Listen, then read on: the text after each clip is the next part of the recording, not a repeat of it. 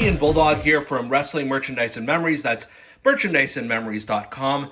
And just as I scroll up one of my many shelves of wrestling figures, you'll notice up top here, this is my WWE retro figure shelf, and you can see I've got a bit of a problem, a retro real estate problem. There is literally no more space to fit another single retro figure. So with that said, I'm really glad that I just received the latest wave of WWE retro figures.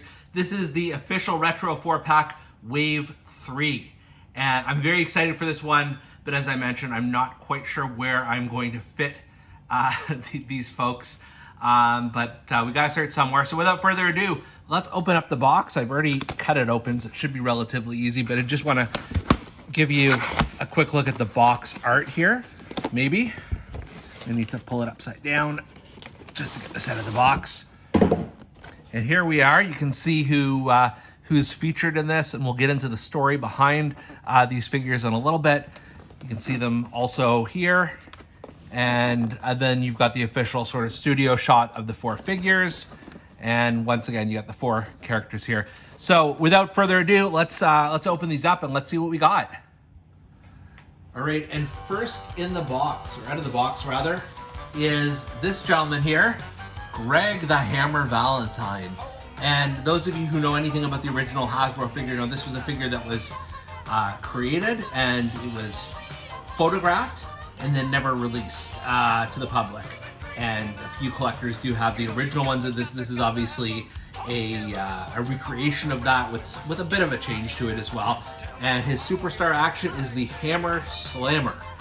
Never saw Valentine do that in his career, but that's fine. You can show you how you do the Hammer Slammer here, and you've got the little trading card and the other figures in the series, as has been the case for all of the retros thus far. So we're just gonna open this one open it up.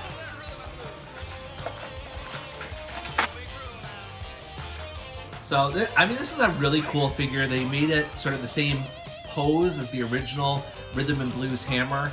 And this just gives me memories of watching him and the Honky Tonk Man live as Rhythm and Blues at the Toronto Skydome for WrestleMania. It has the musical notes on his vest, and then it says Rhythm and Blues on the back, which I don't know was part of the original one. And then, as we mentioned, trying to do it on camera here, his move, the Hammer Slammer. Yeah.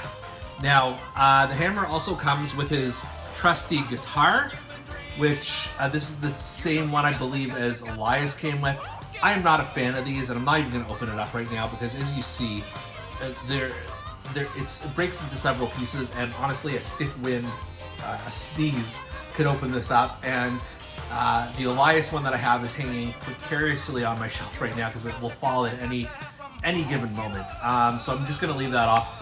Overall, I like this figure a lot. It's one that Hasbro fans have been waiting for a long time now. I'm glad they made it, and it's a good representation of the Hammer. I even like the sort of feathered Elvis-like hairstyle. I don't believe the glasses don't come off, but that's fine.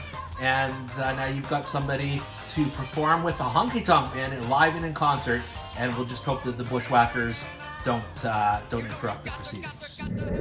Next up is Doink the Clown. This is the fan favorite version of Doink when he had turned babyface. And this was supposed to be out in the final series of Hasbro figures as legend goes. And that's the theme, I think, with all these. These are unreleased or were going to be released figures. So this is, you have the evil clown, Doink, which, mine is kind of old and beat up in the Hasbro line. But now you have another one. You have a good guy, Doink. Let's open it up. And just before I do that, just to show you his move, that makes rivals go around. What's it called? It is called the Clown Around. Sure, why not? And his end move was the whoopee cushion, but we don't need to be accurate in these things, 30 years later. So I'm just gonna open up the package here.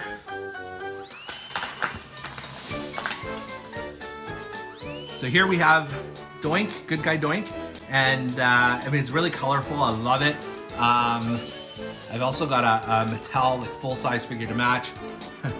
just extending his arms is pretty cool. This is probably a bigger range of motion than most of the other retro figures in the line, just sort of eyeballing it. And then his move is the clown around, which is kind of similar to the Hammer Slammer, but just with his body is shaped a little differently.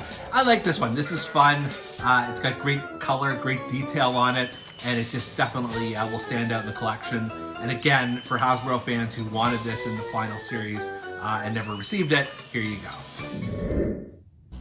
Next up is Lex Luger, made in the USA Lex Luger. And again, same thing here. This was supposed to be the final series of Hasbro's. Some people saw leaked blueprints of this, I guess. This is different than the original Hasbro figure, which was in his Narcissist time. And I will notice the illustration here doesn't quite match. Like, that's not the actual made in the USA Lex Luger. I think it's some sort of hybrid of the WCW Lex Luger, but whatever. And his special move is the Patriot Press. It is not. This is another made-up thing by the good folks at Mattel. And we look back, you can see this is the exact same slam move that like John Cena and about 10 other retro figures have as well, which is okay. You can always do the torture rack with them too. So we're just going to open up Lex.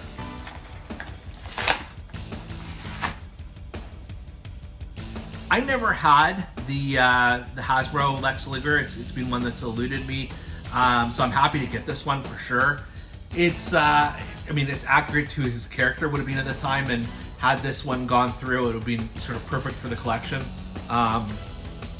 Face scan is not the best, but like I definitely prefer the WWE Legends version, like the Wolfpack of Lex Luger looked a lot more like him. But that, I mean, it's cartoonish, so that's okay. And just quickly try and do his special move here, the whatever it was, the Lex Express or the Patriot Press, whatever it was. The Lex Express might have been a better move, but you can also put a wrestler up on his arms and do the torture rack too if you were so inclined. So I'm gonna give this one a pass. It's again, always wanted a Lex Luger, maybe not this particular era, but you can, you take what you can get. Finally, in this retro 4-pack Wave 3, we've got Tugboat. And this is a really interesting one. I think, from what I recall, they were going to make a Tugboat and then he turned heel and became Typhoon, so we ended up getting the Typhoon. This is much larger than the Typhoon figure, I can tell you just from eyeballing it here. But you can't expect these all to be in scale. None of them are really truly in scale. His big move is Anchors Away, again, not a real maneuver, but I'm just happy to have a Tugboat in my collection finally. And we'll just look on the back here. He's just lifting his fists, I guess, and you got the trading card here and all that. So I'm just gonna open her up.